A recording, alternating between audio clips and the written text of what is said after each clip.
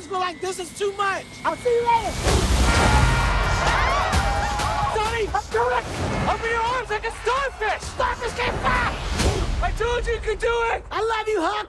I love you, Sergeant. This is your first time working together, I believe. How did this collaboration come about? Did one of you guys recruit the other? I had been recruiting him, and then he pulled the old bait and switch and came up with this movie. You wanted me to play naked. Rudolph in a Christmas movie. And You wanted him to play Rudolph? Yes. You do. No, that's not true. Yeah, he did. Yeah, Gav, all you gotta do is put on the red nose, Rudolph. He steals the movie at the end. By the way, I had no lines, but at the end, my nose lights up.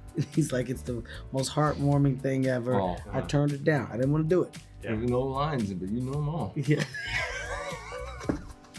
So he flipped it on you. Yes. And then you recruited Mark to this. This was a great idea that Hamburg had. And I said, yo, like, we really have to like narrow down who the friend would be. And, you know, off the back, I was like, we should see if Mark would be interested. I would love to work with Mark. From day one, these guys, their chemistry was unbelievable. You know, just they genuinely like each other, which helps so much.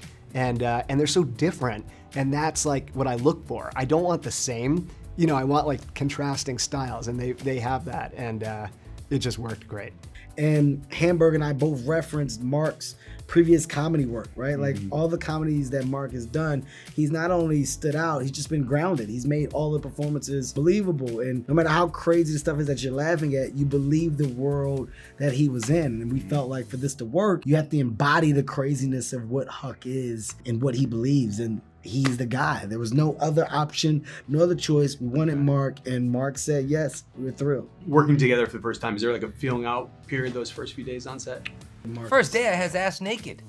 That was your first feeling day? out period. Yeah, That was your it's first just like day. get out there, 12 hours. Yeah. On Long Beach on the pier. You know, so it's like, Mark, I got good news and bad news. You know, good news is we're gonna be in this lovely marina. Bad news, you gotta be naked.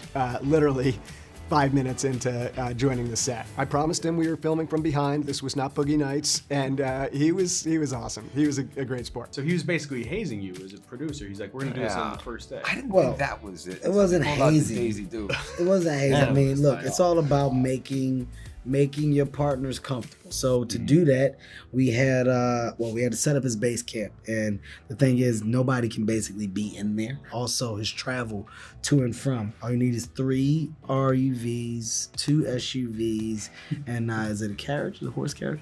You get all carriage, this I heard stuff about set that. up, right? The horse and everything. Basically, you get this stuff. By the way, by this time, you're way over budget, but he's happy. So he committed to the movie, and then I rewrote the scene a little bit. Kevin was like, we need a bigger introduction for Mark. I was like, you're absolutely right. He didn't give me the idea. I then was like, oh, what if he's skinny dipping? And Mark, you know, I was like, did you read the new draft? He's like, I did. I was like, I promise it'll be tasteful. I've done this before, and you know, that was it. A little trepidatious, but he was all good. Sonny, you have no life outside of your kids. Well, my wife is an architect. We made a decision that's best for me to take care of the kids. It's called a system which works. Yeah, prison system. That's what it sounds like. What is your me time? What do you do when you get those moments to yourself? I get up early before everybody's up. I got time to pray and meditate and go play golf and work out. I have too much me time. You have a lot of me time. Yeah, I gotta Great scale that dad, back. though. Great dad, great kids. I mean, look, that time in the morning, we both embraced the before hours time slot. And the people who may not understand, like, that's the best time to have to yourself. Like, the time before anybody else is up. And whether you choose to be with other people or not, it's just a good time for you to create your own thinking space. You wrote and directed this one. Yep. Is there anything, tell us the origins, is there anything in there that's autobiographical?